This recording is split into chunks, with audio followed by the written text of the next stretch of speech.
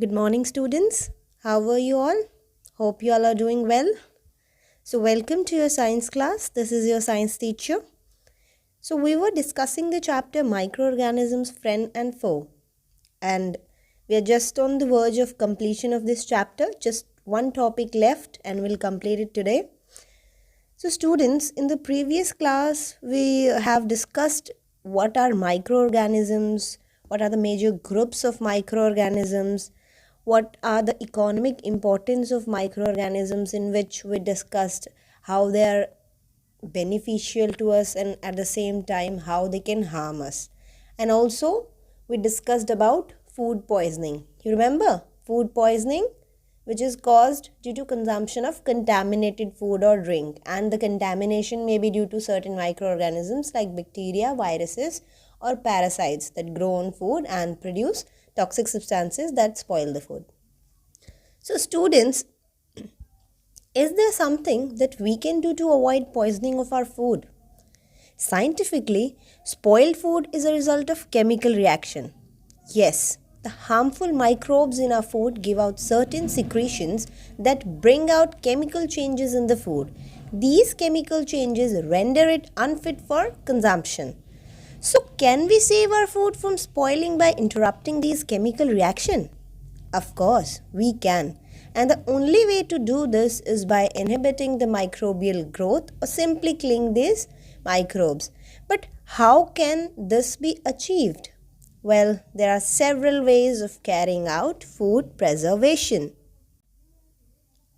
So this brings us to the topic food preservation.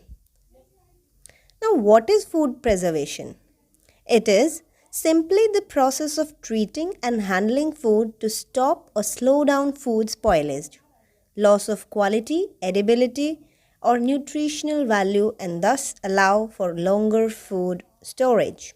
Or simply, food preservation is the process of treating and storing food to prevent its spoilage by microorganisms, by killing the microbes, or by preventing them to multiply.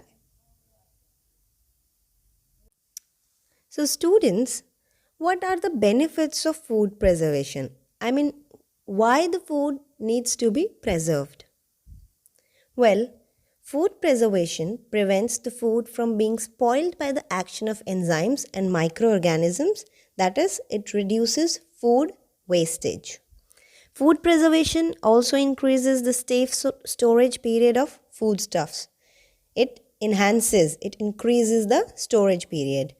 It also helps to transport food to distant places. And last but not the least, it increases the availability of food out of season. Some food items, we can have them, we can enjoy them in spite of their absence of that season. We have mangoes in our summers, but due to food preservation, we can enjoy having mangoes in winter season also. Why? Because of food preservation. So, what are the methods of food preservation? Well, a few methods have been carried out since ages, while some of them have been recently developed. So, let's have a glance at the most commonly used methods. First is drying. Well, drying is the oldest method of food preservation. Some fruits and vegetables are dehydrated either by drying in the sun or by heating. Your spinach, cauliflower, methi and mint leaves are dried in the sun. Peas are also preserved by heating. Fish and meat are preserved by smoke and heat, and the process is also known as curing. C-U-R-I-N-G, curing. Now, food can be spoiled by food microorganisms or through enzymatic reactions within the food. This you know. Okay. So, bacteria, yeast and molds must have a sufficient amount of moisture around them to grow and cause spoilage. By reducing the moisture content of the food, we can prevent the growth of microorganisms, and this will ultimately helps us help us to prevent spoilage in dried food. Okay. Now the next method is salting. You might have seen a fishmonger covering some of the fish with dry salt. Well, this is also called as salting and it is used to preserve fish and meat for a long time. And why salt is used for preservation? Because salt will prevent the growth of microbes. Salting also used to preserve your amla, raw mangoes and tamarind as well. Okay.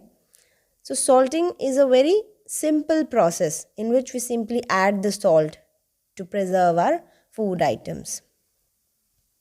Next method, sugaring.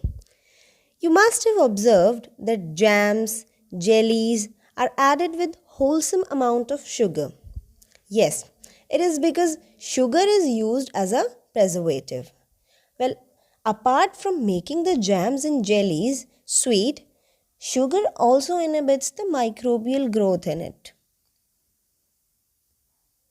Now, why sugar? Because sugar reduces the moisture content of it, and ultimately after the decrease of moisture content, the growth of bacteria and fungus is reduced. Okay, this is called as the preservation of food by using sugar. Next method is pickling. Students, you must have seen your grandmother or your mom adding lots of salt and oil to the pickle. She makes every year, and the pickle, if you notice, tastes the same throughout the year. Have you ever wondered how this happens? Well, this is an ancient method of food preservation that we use today. Adding commodities like salt, oil, and even vinegar arrest the growth of microbes in the food. Even if microbes attack our food, they get killed. So, now I'll ask you a question that you might have actually encountered. We never put a wet spoon in pickle, right? Mums never allow us to do that. Why do you think so? Because this will add moisture to the pickle, and then one microbe which loves wet and damp. Which one is it? Fungus. It will tend to start growing and then it will spoil the pickle.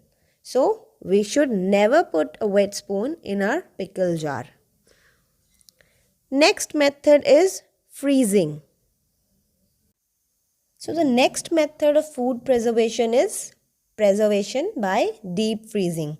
In this method, we store the food at sub-zero temperature in deep freeze or in cold storage at a temperature about minus 18 degrees Celsius. It is a safe method of food preservation. Well, this method is used for preserving your fish, meat, fruits, vegetables. Deep freezing prevents bacterial growth and inactivates the enzymes. Therefore, deep frozen food retains its flavor as well as freshness. Next method is canning. Canned food items are available in the market and are free from microorganisms. Now, what is canning? In canning, the food is heated at about 110 degrees Celsius for about 30 minutes, and then the food items are canned under vacuum. So this prevents the spoilage of food by microorganisms. Next method is vacuum packaging. You must have seen most of the dried food items, oils, etc. These are marketed in sealed and airtight packaging. They contain nitrogen gas which does not cause oxidation of fatty acids. This is what we call as vacuum packaging. So it is simply a method of packaging that removes air from the package prior to sealing. This method involves placing items in plastic film package, removing air from inside and sealing the package. Shrink film is sometimes used to have a tight fit to the contents. Now, what is the purpose of vacuum packaging? Vacuum packaging is performed to remove oxygen from the container to extend the shelf life of foods and with flexible package forms to reduce the volume of the contents in package. It is also commonly used to store dry foods over a long period of time, such as cereals, nuts, cured meats, cheese, smoked fish, coffee, and potato chips. So, on a more short term basis, vacuum packaging can also be used to store fresh foods such as vegetables, meats, and liquids because it inhibits bacterial growth. Now, the next method is pasteurization. The milk packages that you get nowadays are sterilized already by pasteurization. Pasteurized milk can be consumed without boiling as it is free from harmful microbes. What happens in that? Milk is heated to a high temperature around 70 degrees Celsius for about 15 to 30 seconds or to 62 degrees Celsius for 30 minutes, and then suddenly the milk is chilled and stored. Well, what a different sounding name, right? Pasteurization. It is actually in honor of the scientist who invented the process, Louis Pasteur. What is the purpose of pasteurization? To increase the milk safety for the consumer by destroying disease causing microorganisms that may be present in the milk, and to increase keeping the quality of milk products by destroying spoilage, microorganisms, and enzymes that contribute to the reduced quality and shelf life of milk. So, these were the most commonly used methods of food preservation. Nowadays, certain chemical methods are also used to preserve food. And what are those chemicals?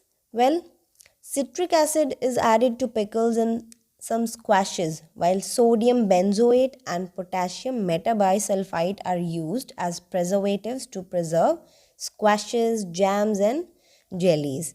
So, these were all the methods that you can use for food preservation. And with this, we end up the chapter. All the topics are covered. If you have any doubt, please message me personally. I'll answer you. So, students, the chapter Microorganisms, Friend and Foe is over. In the next class, we'll discuss the exercise portion. Till then, stay safe and stay healthy. Thank you.